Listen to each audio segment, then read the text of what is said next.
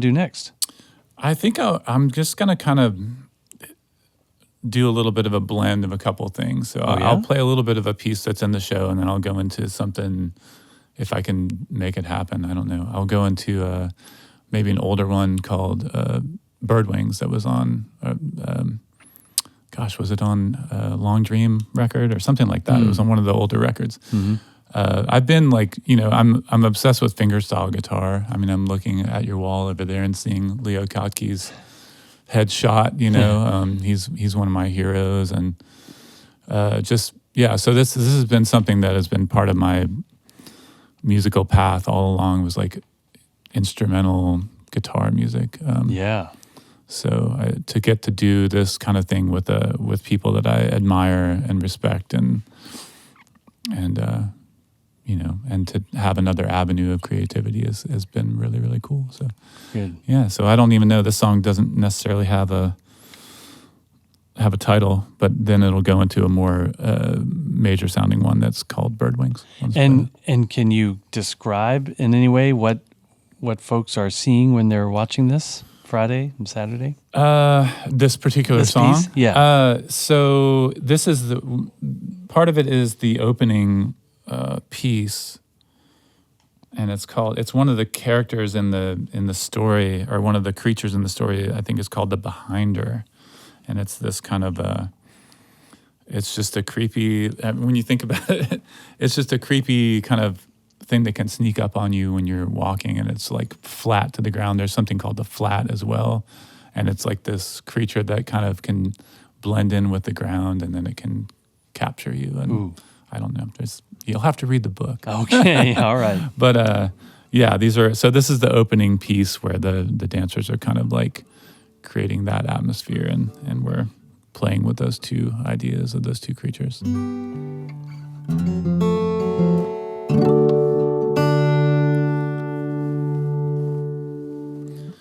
See if I can make this work.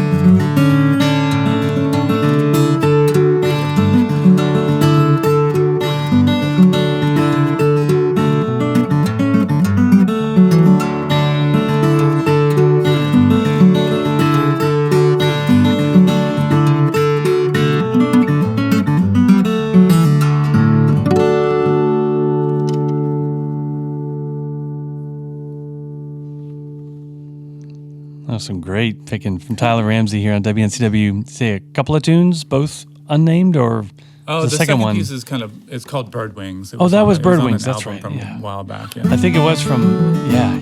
Long Dream About Long Swimming Dream, I think, Across the yeah. Sea, Yeah. maybe. All I right, think it was on that one. cool. I definitely heard the Leo Kottke influence there, Yeah, or love maybe. that guy. Love him. Yeah. Huge influence on me, as well as like Michael Hedges and just a lot of like older generation of fingerstyle guitarists, Yeah. composers, like people that composed like for steel string guitar. I just found it fascinating, Yeah. along with the country blues and that kind of world. Yeah. It all blends together. Do you ever teach guitar? No. No. Yeah. I did the Swan and Oak Gathering last year and tried to teach some Well, songwriting. That's great. Yeah.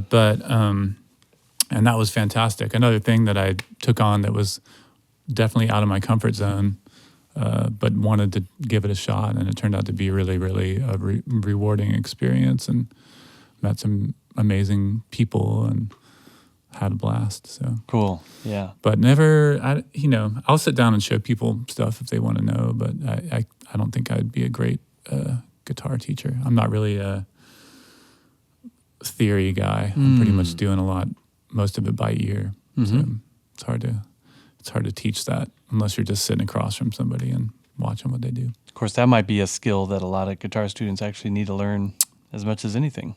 That's true. Learning by ear. Just a thought. I don't know. I wish I knew how to teach that skill. Yeah. I'd be a millionaire. No, Maybe learn by doing. I don't know. Yeah. Or not.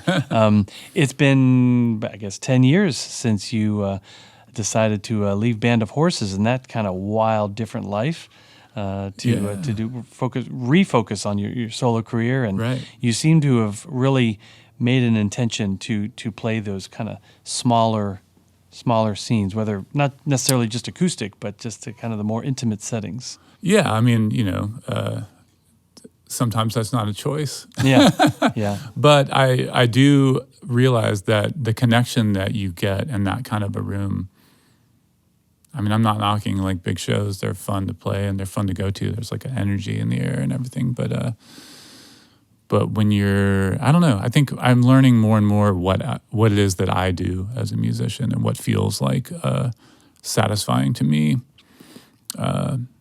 And that is like being in a room with people that are listening to what I'm singing about and creating an atmosphere that, we can all walk away feeling like, I get a lot of people that connect with my lyrics, and I really, that means a lot to me. It's a huge deal for me to have people come up and tell me their, what it is they connected with or what songs meant something to them. And I feel like that's more likely to happen in that kind of environment, where people are actually listening. yes, But not knocking those big shows. They're super fun. yeah. Well, but no, you seem really geared towards connecting with listeners, like one-on-one, or it might feel like one-on-one anyway, which is more doable. Sometimes in it those might smaller sessions. be. I might go. I've seen like the Leaf Barn, and it's like that's a small little intimate venue. Yeah. There was more than one or two folks. Oh, man, Leaf was amazing. But it just That was feels so fun. like that. Yeah, it's Yeah. like wow, it's like I'm getting a personal house concert with this amazing guitarist and Right. songwriter, Yeah. Tyler. But when you started this music career, I mean, were you hoping for the opposite? Were you thinking like I want to play for big crowds, and then that kind of changed? Nope. No. Never thought that. All right. Never imagined that I would do it. Never thought that I wanted to. That kind of came about, just series of events that led up to all of a sudden I'm playing in a band, and then it's super fun for a while, and then it's not fun for a while. Kind of dark times, and then. It never was a part of my plan. It was my main goal, I think, always has been, even though I might not have known it, has always been like creative satisfaction. Like feeling like a creative human being. So that can be playing to anybody. It doesn't matter, if I'm playing to 5 people, as long as I feel like I'm in what I'm doing, and that's the satisfaction that I get out of it. It wasn't like I need to be the center of attention, or I need to be on a big stage with tons of people. It's not. That was never. Never crossed my mind. All right. Yeah. We're talking with Tyler Ramsey here live on WNCW, and we got time for another one if you want. Sure. Do that. Yeah. He brought 3 guitars. Yeah. With him.